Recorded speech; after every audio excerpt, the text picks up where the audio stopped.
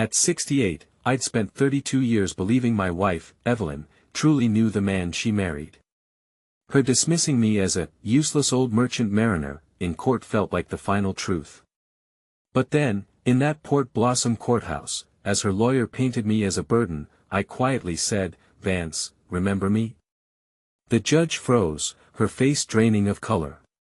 That single question, that vivid memory, changed everything. How quickly does a life unravel? In seconds. With a whispered name, a forgotten compass pendant, and dozens of hidden letters detailing anonymous acts of kindness. All of it, exposed in less than an hour.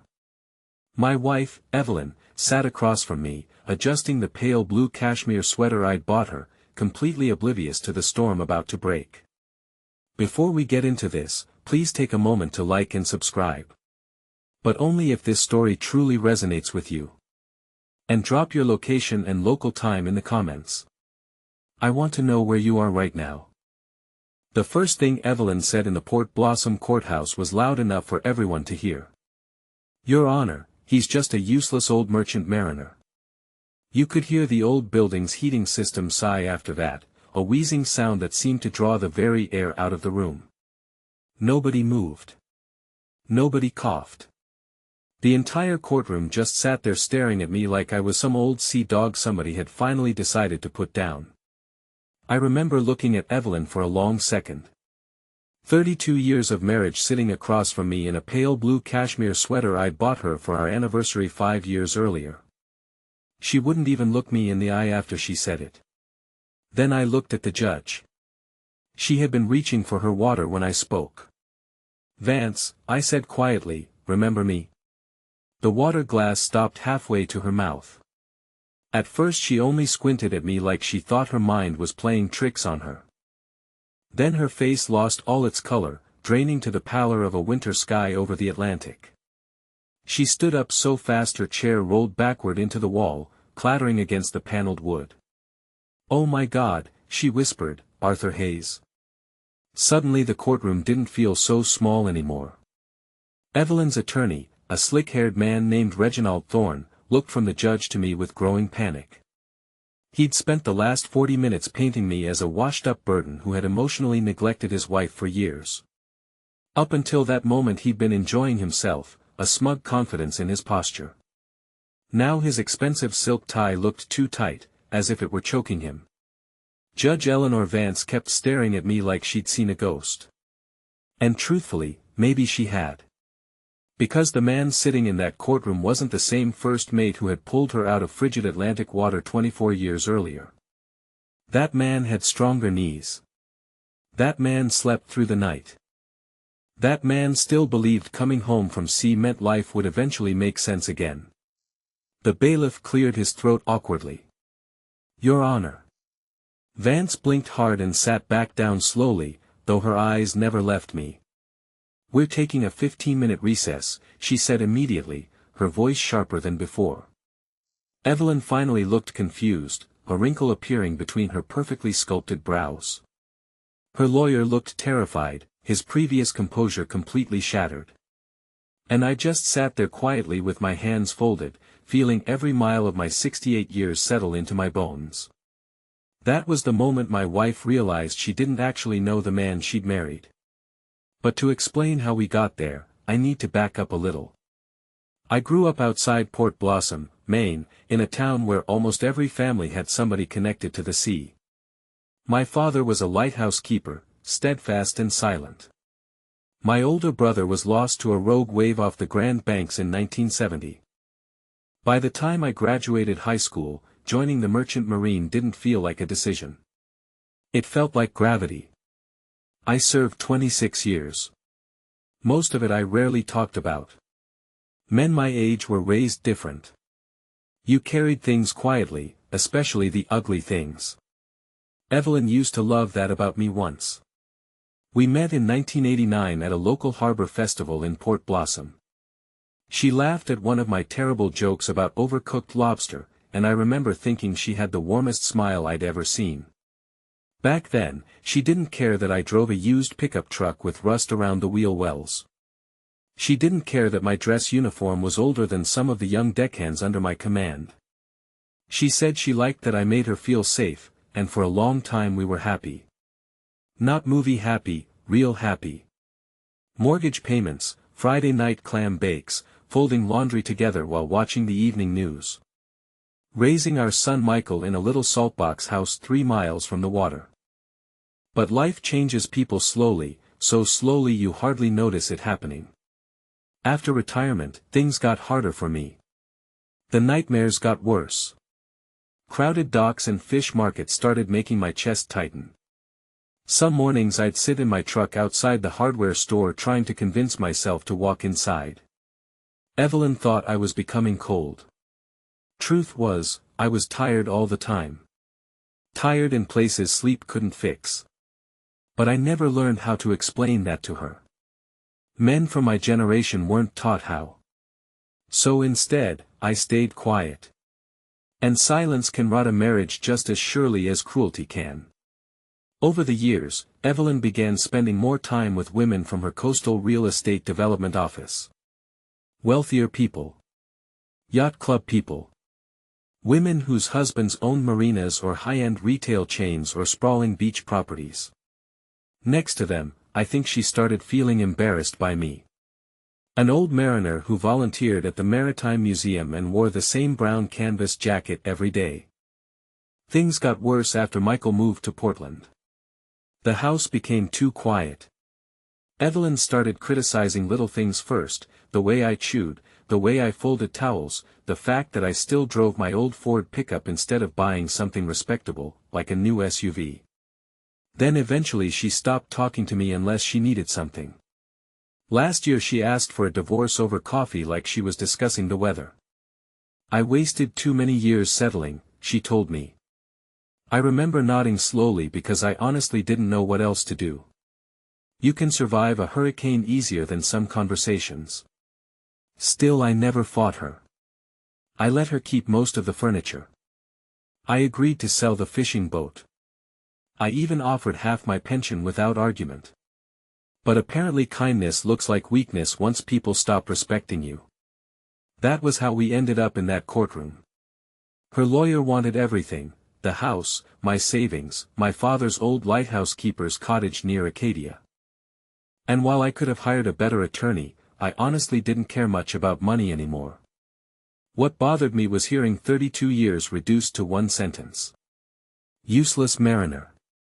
Funny thing is, those 2 words didn't hurt nearly as much as they should have, because deep down I knew Evelyn wasn't really angry at me. She was angry life hadn't turned out the way she imagined. A lot of people our age carry that disappointment quietly. Some marriages survive it. Some don't. When recess was called, people immediately began whispering around the courtroom. Judge Vance disappeared through a side door without saying another word. Evelyn turned toward me finally. "What was that about?" she asked cautiously, her voice barely a whisper. I shrugged. "Old memories." Her attorney interrupted quickly, his voice still shaky. "Mr. Hayes, do you personally know the judge?" "Not well," I answered honestly. That was technically true. You don't really know a woman whose life once hung from your arm in black, churning hurricane water at 2 in the morning. You just remember her forever. Thorne swallowed hard. Should we be concerned about judicial bias here? I almost laughed at that, because if there was one thing Eleanor Vance believed in more than gratitude, it was fairness. That woman built her whole career around it. A few minutes later the courtroom doors opened again. Judge Vance walked back in slower this time, older than I remembered, gray hair, reading glasses, a slight limp in her right leg. Life catches all of us eventually, but when she looked at me again, I saw the same young prosecutor from 24 years ago staring back through those tired eyes. And suddenly I knew something important. This divorce wasn't going to be about revenge anymore. It was going to be about the truth. Judge Vance adjusted her glasses and looked out across the courtroom carefully before speaking again. "Before we continue," she said, her voice firm, "I need a brief private conversation with Mr. Hayes in my chambers." Evelyn's attorney immediately stood up. Your Honor, I must object. You may object, Vance said calmly, her eyes fixed on Thorne, but I'm still doing it. That shut the room down fast. I followed the bailiff through a narrow hallway lined with faded photographs of former county judges. The courthouse smelled like old wood, salt air, and coffee that had been sitting too long on a burner. It reminded me of maritime offices I'd spent half my life walking through. Vance's chambers were smaller than I expected. Books everywhere, framed family photographs, a little ceramic lighthouse sitting beside the window. The moment the door closed behind us, she just stared at me. Then she shook her head slowly. I'll be damned, she whispered. For a second neither of us spoke. 24 years disappeared between us like sea mist. You got old, Arthur, she finally said. I chuckled softly. That makes two of us, Vance. Then something happened I didn't expect. Judge Eleanor Vance stepped forward and hugged me. Not formal, not polite, real. The kind of hug older women only give when words aren't enough anymore. You saved my life, she said quietly, her voice thick with emotion. I looked down at the worn carpet. Long time ago. Not to me. She walked back behind her desk slowly and sat down, still studying me like she couldn't believe I was real. I searched for you afterward, she admitted. For years, actually. That surprised me. You did. You disappeared. Transferred out west after that storm. Then deployments. Life happened. Vance nodded slowly. Life happened. That phrase carries a lot more weight once you pass 60. She leaned back in her chair. You remember that night? I gave a tired smile. Every time a nor'easter rolls in. And just like that, my mind went back to September of 2002. Hurricane Isabel tore through the Carolina coast like a chainsaw, but up here in Maine, a late-season nor'easter had whipped the Atlantic into a frenzy. Roads flooded, power failed, boats wound up sitting in grocery store parking lots. People around here still talk about that storm like it was yesterday. At the time, I was stationed out of Port Blossom as a first mate on a Coast Guard auxiliary vessel, overseeing search and rescue operations.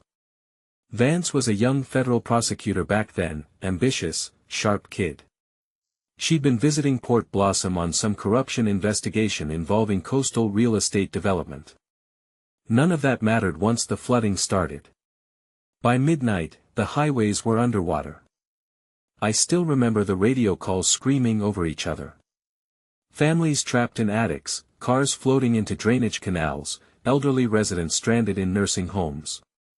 Chaos, complete chaos. Vance had gotten stuck with several civilians near Acadia when floodwaters overtook their vehicles. By the time we reached them, the current was ripping entire trees out of the ground. Our commanding officer ordered us to pull back until daylight. I didn't. Maybe that was stupidity, maybe instinct. Hard to tell the difference sometimes. I took 2 deckhands in an inflatable rescue raft into water that looked more like a river than a neighborhood street. Pitch black, rain slamming sideways, power lines sparking in the distance. I found Vance hanging onto a street sign with one arm while holding onto an older woman with the other. She was exhausted, terrified, and still trying to keep that woman above water. I remember yelling, "You let go when I tell you." She shouted back, "Not without her." Even then, I respected her for that. We pulled them out one by one. The last wave nearly flipped the raft completely. I tore something in my shoulder dragging Vance aboard. Never fixed right after that. To this day, cold weather still lights it up like a firecracker.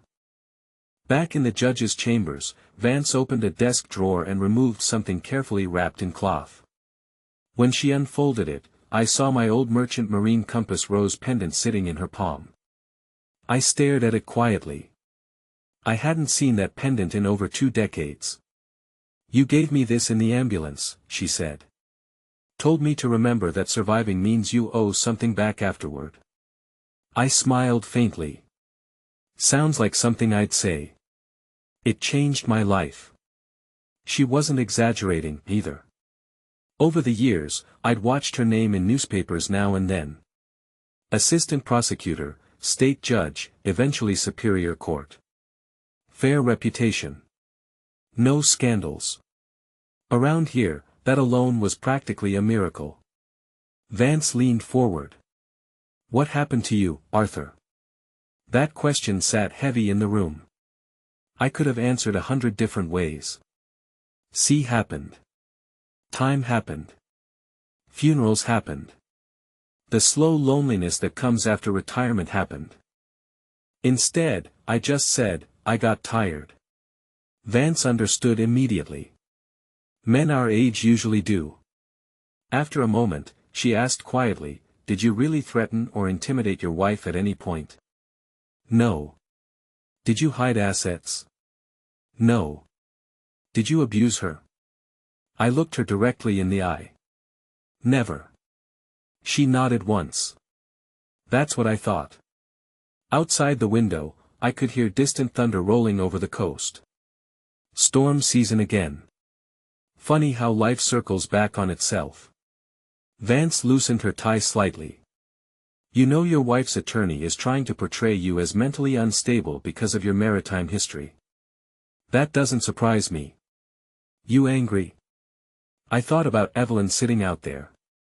The woman who once danced barefoot with me in our kitchen while old sea shanties played on a little radio. The woman who sat beside me at my father's funeral holding my hand so tight it hurt.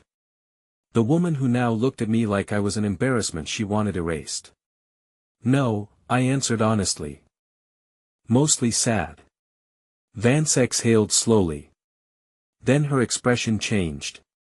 "Arthur," she said carefully, "there's something your wife probably doesn't know."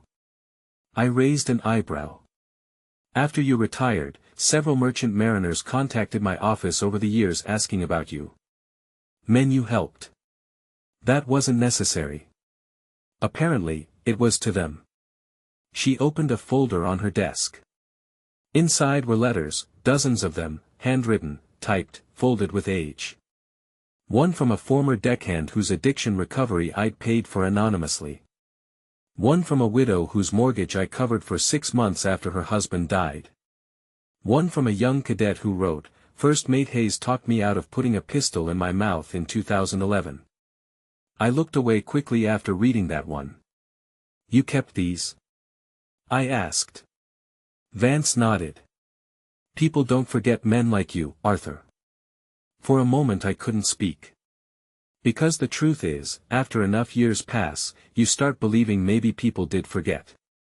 Then Vance said something that settled deep in my chest. "The courtroom out there thinks this case is about money," she said quietly, "but I think it's really about dignity." And for the first time since the divorce began, I realized she was right. When Judge Vance and I walked back into the courtroom together, the entire room went silent again. Not ordinary quiet, the kind of silence people make when they know something important happened behind closed doors, even if they don't know what. Evelyn looked nervous now. That was new.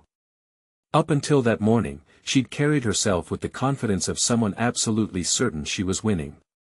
But the moment she saw Vance pull out my chair before sitting back on the bench herself, I noticed her expression change. Not fear, exactly. Confusion, maybe even doubt. Her attorney stood immediately. "Your Honor, before we proceed, I'd like the record to show my concern regarding." Vance raised one hand calmly. "Mr. Thorne, I assure you this court remains fully impartial." Thorne swallowed the rest of his sentence. I almost felt sorry for him. Almost. The hearing resumed, but the atmosphere had shifted completely. Earlier that morning, I'd been treated like a tired old man standing in the way of his wife's freedom. Now people kept glancing at me like they were trying to solve a puzzle. Funny how quickly respect changes once people think you matter. Evelyn finally leaned toward me during a pause in testimony. "What did you say to her?" She whispered. "Nothing special." I kept my eyes forward. Maybe she just remembered something. Her face tightened. For the first time in years, I think Evelyn realized there were parts of my life she'd never bothered to understand. The rest of the hearing dragged on another hour before Vance adjourned proceedings until the following afternoon. Outside the courthouse, clouds rolled low over the parking lot, heavy with incoming rain. Coastal Maine in September always smells like wet asphalt and salt air this time of year. I was halfway to my truck when I heard Evelyn call my name. Arthur. I turned slowly. She stood beside her luxury sedan with her purse tucked against her chest like a shield. Older now, lines around her eyes, the same freckles across her cheeks she'd had when we first met. Amazing how age lets you see every version of a person all at once. What? I asked gently. She hesitated. Who are you? I almost smiled at that. Not because it was funny, because after 32 years of marriage, it was probably the saddest question she could have asked. I'm the same man I always was, I answered. No, she said quietly. I don't think you are. Rain began tapping lightly against the courthouse steps. For a second, neither of us moved. Then she asked the question she'd really been holding in. What happened during that nor'easter? So Vance had told her something already. People got rescued, I said simply. That's it? Pretty much. Evelyn stared at me with visible frustration. Why won't you ever just talk to me? There it was, the real wound underneath all the anger. Not money, not the house, not even the divorce. Silence. 30 years of silence. I leaned against my truck carefully, feeling the familiar ache in my shoulder. You really want the truth? I asked. Yes. The truth is, I stopped knowing how to explain myself a long time ago. Her eyes softened slightly. When Michael was little, I continued, I could still pretend everything was normal. Work kept me busy, family kept me focused, but after retirement things got louder in my head. She looked down. I thought you stopped loving me. That hurt more than the courtroom had. Because despite everything I never stopped, not once. I just got tired, Evelyn. Rain fell harder around us. Cars hissed across the wet street nearby. Finally, she shook her head slowly. You know what the women at work used to say about you? I can imagine. They said you were emotionally unavailable, bitter, stuck in the past. I chuckled softly. They weren't entirely wrong, but I defended you at first. That surprised me. I didn't know that. I did. Her voice cracked a little, but after a while, I started believing them, too. I looked at her for a long moment. You know the funny thing? I said.